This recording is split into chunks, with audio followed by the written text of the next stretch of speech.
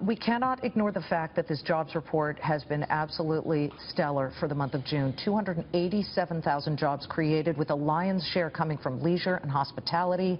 Construction jobs were flat, but the unemployment rate ticked up to 4.9%. Much of that is what's driving these markets right now. The Dow is charging higher by 253 points, but one report does not a trend make. We know that. Is it sustainable? Let's bring in U.S. Labor Secretary Tom Perez. And welcome, Secretary. Before we even get to the numbers, I'd be remiss if I just didn't ask you about your thoughts here on this very tough day in American history.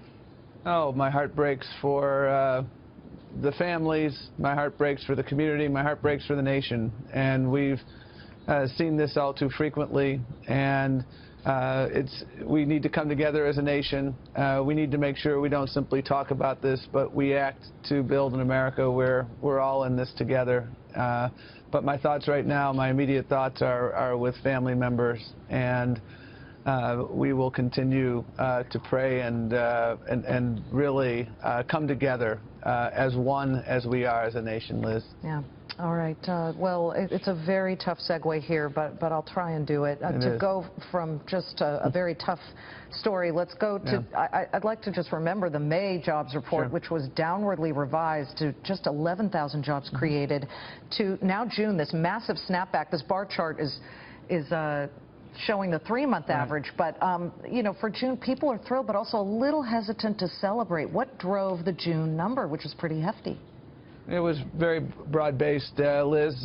We had growth in 9 out of 14 sectors, including sectors like business and professional services, education and health. These are all good middle-class jobs, and so we saw broad-based growth. And as you said earlier, Liz, just a few minutes ago, when we have a month where we exceed expectations, I always caution that you don't get too giddy. And when we have a month like last month where we didn't meet expectations, you never get too down. What you want to look at is the trend data. Right. And what the trends show over the course of a very long period of time, we've had 69 months in a row now of job growth to the tune of 14.8 million jobs. But why the recent slowdown now, Secretary? Because now we can show the 3-month average, and if you compare it to what was the 3-month average during the exact same time period 1 year ago, a year ago, we were seeing job gains of more than 200,000, and now we're seeing job gains of about 147,000. Well, when you look at the trend data for 2016, we're halfway through the year, and our average monthly growth is 172,000 jobs.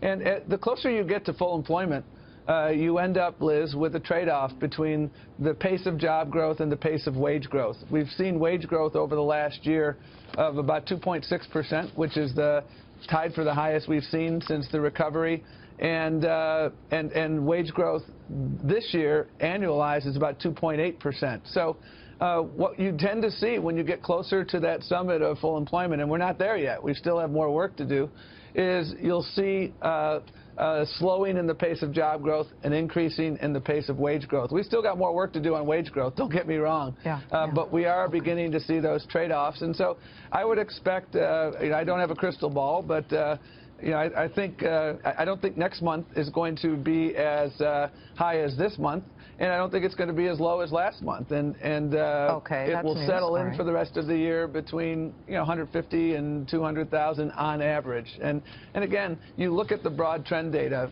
First-time claims for unemployment, 70th week in a row under 300,000. We haven't seen that since 1973. And in the depths of the recession, we were over 600,000 a week. So a lot of good trend data, a lot more work to do. But this is a resilient economy. We weather a lot of headwinds in this country, and that's why we're the envy of the world in terms of strong economies. We'd just love to see a better gross domestic product number, but we've got to leave it there. Secretary Perez, thank you so much for joining us on the show. Again, and our thoughts and prayers continue to be with so many people down in Dallas and elsewhere. I second that emotion. Thank you. Tom Perez is the U.S. Labor Secretary.